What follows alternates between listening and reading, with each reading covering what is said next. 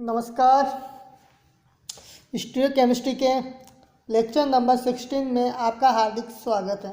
आज इस लेक्चर में हम geometrical isomerism in oximes and geometrical isomerism in alicyclic compounds में डिस्कस करेंगे और उनके nomenclature cis trans syn anti nomenclature को हम पढ़ेंगे।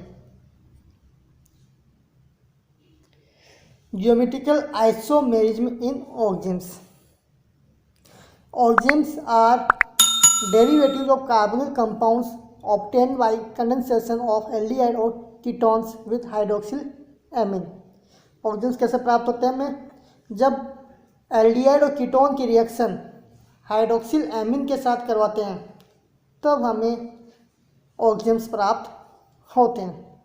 यहाँ पर ऑक्जिम्स में कार्बन और नाइट्रोजन के बीच में डबल बॉन्ड है, तो दोनों कार्बन कैसे हैं? sp2 हाइब्रिडाइज एटम है, दोनों sp2 हाइब्रिडाइज एटम है। इस कारण इस नाइट्रोजन पर जो वैकेंट पी ऑर्बिटल होता है उसमें एक लोन पेयर उपस्थित होता है और डबल बॉन्ड उपस्थित होने के कारण, कार्बन और नाइट्रोजन के बीच में डबल बॉन्ड उपस्थित होने के कारण यहाँ भी ऑक्जिम्स में भी एल्कीन की तरह ही प्रतिबंधित गुण होता है। रोटेशन में क्या होता है? रेस्ट्रिक्शन होता है, जिसके कारण ऑक्जिम्स भी ज्योमेट्रिकल आइसोमेरिज्म शो करते हैं। यहाँ पर ऑक्जिम्स को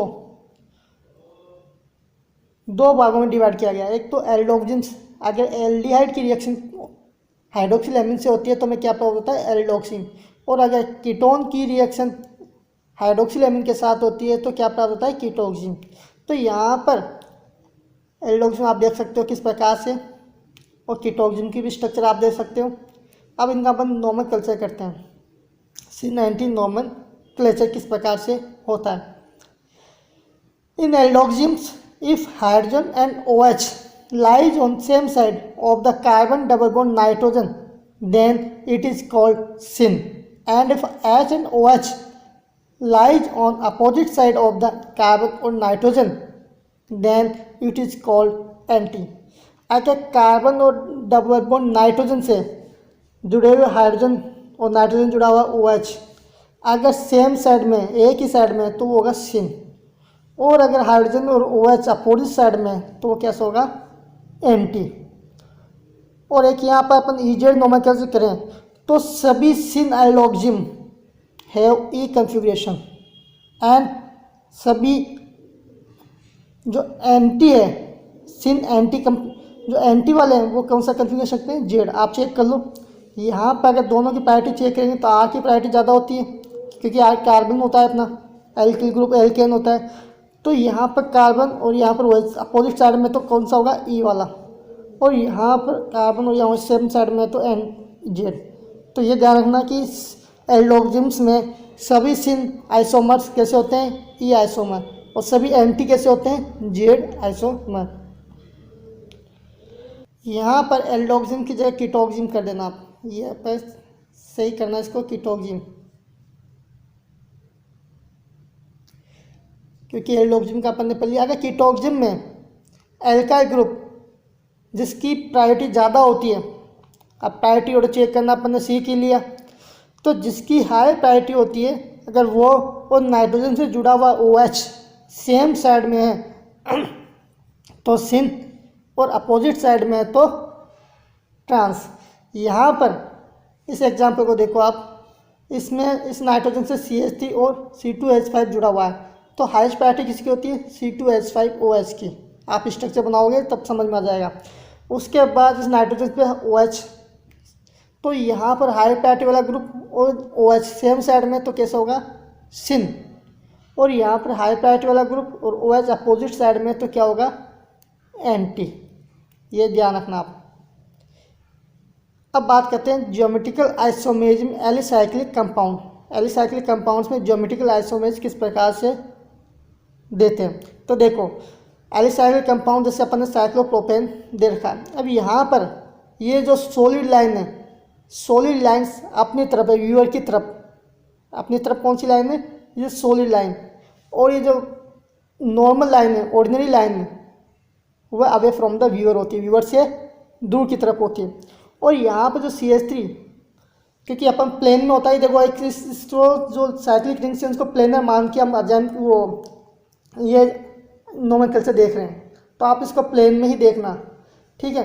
तो यहाँ पर जो CH3 ग्रुप है वो ऊपर की तरफ है और यह CH3 कैसे है, प्लेन से नीचे की तरफ। इसी प्रकार यहाँ भी आप सकते हो साइक्लोप्रोपेन में अगर वेज पे दिखा दे, यानी सोलिड लाइन से दिखा दे तो अबव द प्लेन होता है, और डैश से दिखा दे तो बिलो द प्लेन होता है, और ये सॉलिड लाइन्स अपनी तरफ है।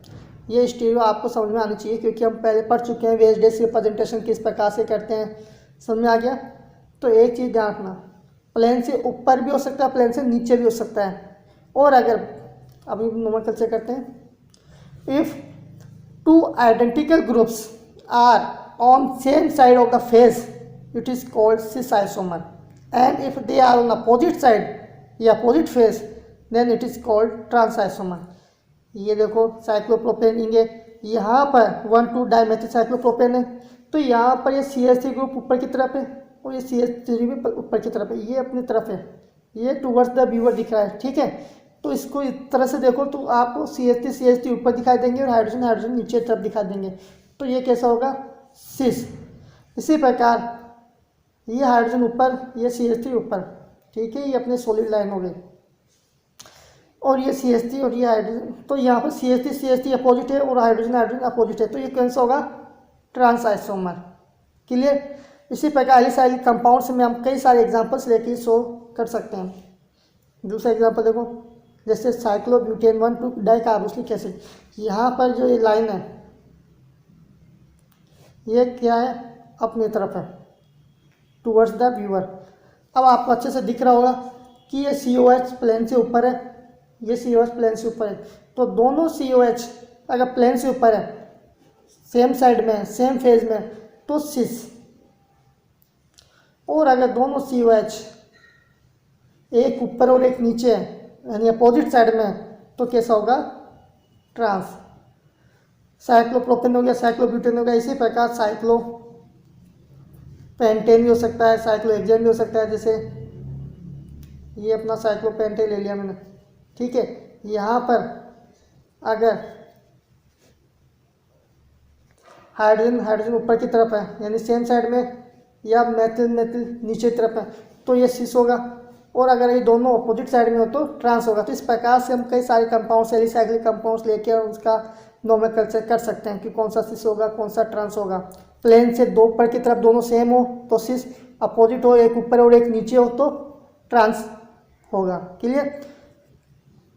तो इस प्रकार से आज हमने क्या पढ़ा, ऑक्सिम्स में, एलिसाइक्लिक कंपाउंड्स में ज्योमेट्रिकल आइसोमेरिज्म कैसे होती है और उनका नोमेनक्लेचर किस प्रकार से होता है, ये हमने आज डिस्कस किया।